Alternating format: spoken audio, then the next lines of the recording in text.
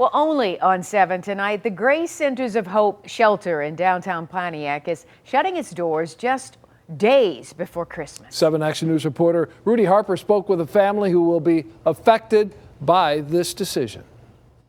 This homeless shelter right here in the heart of downtown, some of the most vulnerable in our community are right through those doors. This faith-based nonprofit says they were hoping and praying for a miracle, especially this woman living here with her children.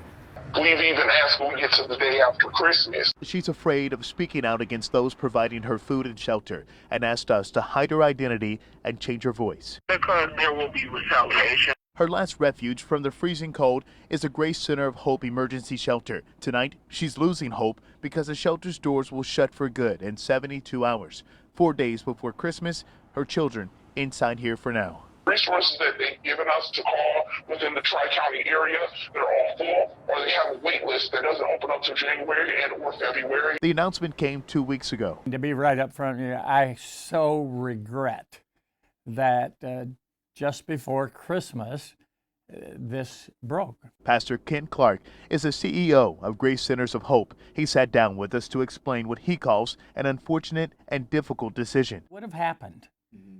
Because of budget restraints, not because we don't care for emergency care people. Pastor Clark says they're in the red $600,000 and receive no government funding. He says they remain committed to their addiction programs. We informed the mayor that the shelter is closing. We are not only trying to do more as a city in terms of platforms and offering education, training, support services, but also reaching out to our partners. Ruth Horn is advocating on behalf of the women in the shelter. How do you not know 3 months ago you're going to close down a shelter? The pastor says 2 employees that work at the shelter will transition to new positions. This nonprofit has been committed to this community for more than a half-century. They also say no one at this shelter will be forced out on the streets.